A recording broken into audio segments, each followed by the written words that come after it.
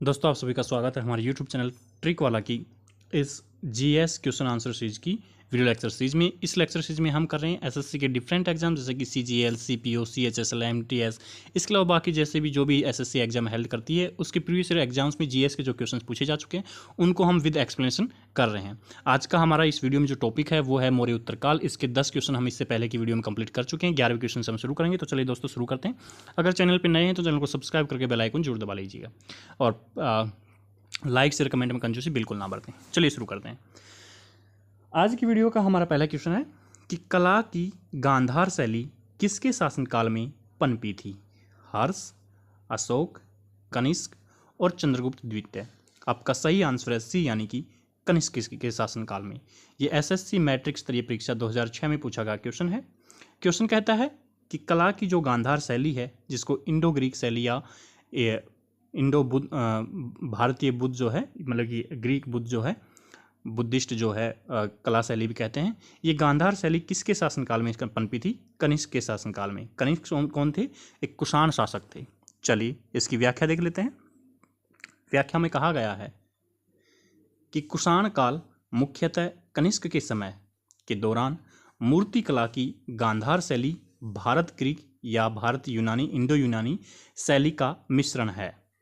इसका केंद्र बिंदु गांधार था, गांधार जगह का नाम है, अतः इसे गांधार कला शैली भी कहा जाता है। इसमें बुद्ध एवं बोधिसत्वों की मूर्तियां काले स्लेटी पाषाण से बनाई गई हैं। क्वेश्चन ये भी पूछा जा सकता है कि जो गांधार शैली है उसमें किस किस की मूर्तियां बनाई गई हैं? बुद्ध और बोधिसत्वों की। और कैसे पत्थर भी बनाई गई हैं? काले स्लेटी पाषाण, पाषाण यानी पत्थर पर। ठीक है दोस्तों, चलिए नेक्स्ट क्वेश्चन करते हैं।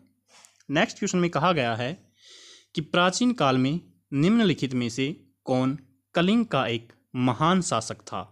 अजातशत्रु, बिंदुसार, खारवेल और मयूर शर्मन। आपका सही आंसर है सी यानी कि खारवेल। ये एसएससी मैट्रिक स्तरीय परीक्षा 2006 में पूछा गया क्वेश्चन है दोस्तों। क्वेश्चन कहता है कि प्राचीन काल में निम्नलिखित में से कौन कलिंग का एक महान शासक था? ये कलिंग वही है जिसे अशोक ने जीता था और उसके बाद उसने युद्ध की नीति त्याग कर धम्म की नीति को अपना लिया था। तो वो शासक था कलिंग का खारवेल। ठीक है दोस्तों, चलिए इसकी व्याख्या देख लेते हैं। व्याख्या में कहा गया है दोस्तों कि प्राचीन काल में खारवेल कलिंग का एक महान शासक था। इसके बारे में हमारी जानकारी का मुख्य स्रोत हाथी गुम्फा अभिलेख है। तो क्वेश्चन ये भी आ सकता है कि हाथी गुम्फा अभिलेख किससे संबंधित है? कलिंग के शासक खारवेल से।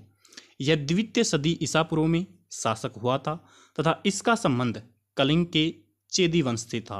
किसका संबंध? खारवेल का। ठीक है, जो कलिंग का शासक था उसका संबंध चेदी वंश से था।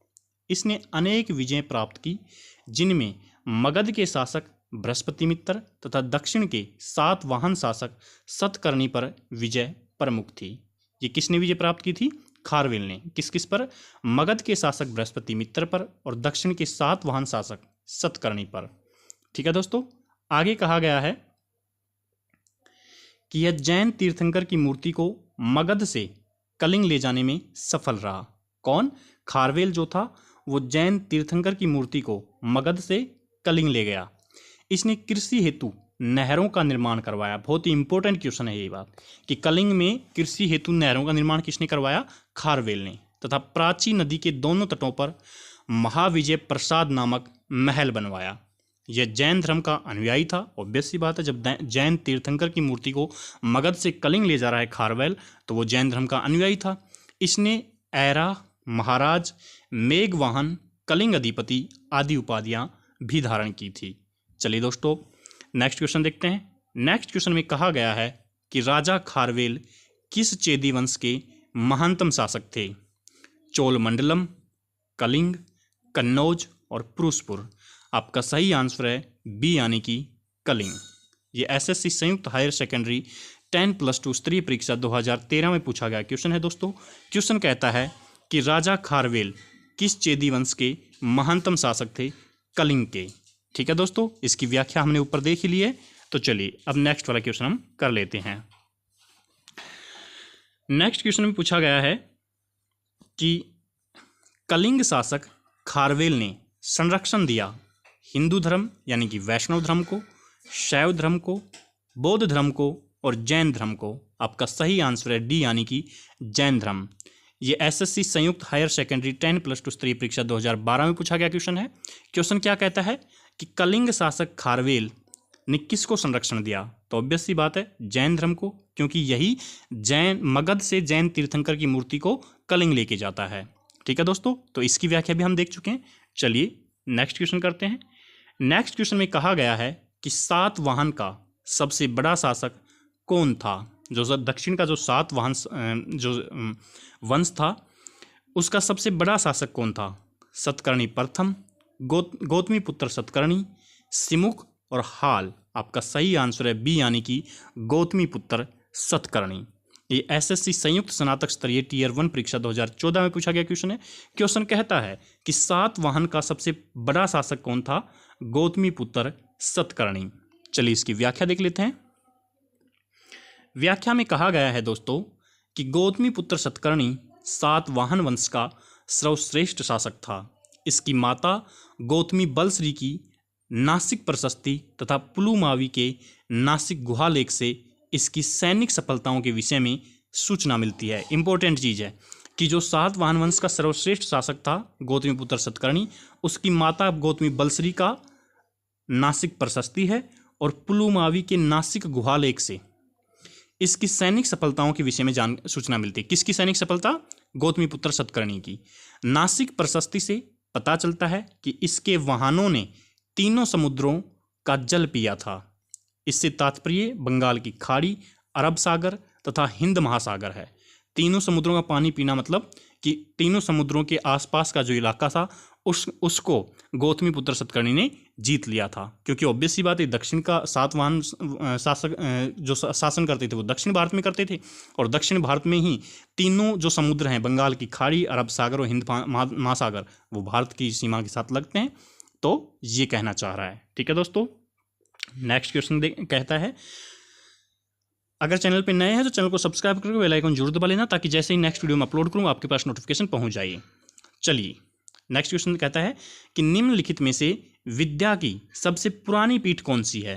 तक्षशिला, नालंदा, उज्जैन और विक्रमशिला। आपका सही आंसर है ए यानी कि तक्षशिला। ये एसएससी मैट्रिक स्तरीय परीक्षा 2006 में पूछा गया क्वेश्चन है। क्वेश्चन कहता है कि निम्नलिखित में से विद्या की सबसे पुरानी पीठ कौन सी है? तक्षशिला। चलिए इसकी व्याख्या देख लेते हैं दोस्तों। व्याख्या में कहा गया है, क्या कहा गया है कि तक्षशिला विद्या की सबसे पुरानी पीठ है। यह मौर्य युग के पूर्व ही स्थापित था। नालंदा एवं उज्जैन गुप्तकालीन, जबकि विक्रमशिला पाल युगीन विद्या केंद्र थे। जो नालंदा और उज्जैन जो थे वो गुप्त काल में विद्या के प्रमुख केंद्र रहे, और विक्रमशिला जो था वो पाल वंश में विद्या का प्रमुख केंद्र रहा। विक्रमशिला की स्थापना किसने की थी? धर्मपाल ने, पाल शासक धर्मपाल ने, और नालंदा की कुमारगुप्त ने। ठीक है, चलिए तक्षशिला नगरी अत्यंत प्राचीन काल में गांधार जनपद की राजधानी थी। तक्षशिला जो थी वो बहुत ही प्राचीन काल में गांधार जो जनपद था, जो 16 महाजनपद थे उनमें से एक था गांधार जनपद, जिसकी राजधानी थी तक्षशिला। इसकी सबसे अधिक ख्याति शैक्षणिक क्षेत्र में मानी जाती है। यह उच्च शिक्षा का प्रमुख केंद्र था। कहा जाता है कि दूसरे देशों से जो मतलब कि विद्यार्थी थे वो पढ़ने के लिए यहाँ आते थे। तो दोस्तों इसी के साथ हमारा मौर्य उत्तरकाल जो है वो ख़त्म होता है। अगला हमारा टॉपिक होगा गुप्त काल, उसको हम नेक्स्ट वाले वीडियो में कंप्लीट करेंगे, शुरू करेंगे। आज की वीडियो में इतना ही, मिलते हैं नेक्स्ट वीडियो में आपके साथ। तब तक अपने आप को स्वस्थ रखिए, अपनी तैयारी को बेहतरीन करते रहिए, और चैनल पे अगर नए हैं तो चैनल को सब्सक्राइब करके बेल आइकन जरूर दबा लीजिए, ताकि जैसे ही मैं नेक्स्ट वीडियो अपलोड करूँ आपके पास नोटिफिकेशन पहुँच जाए। और लाइक शेयर कमेंट में कंजूसी बिल्कुल ना बरतें।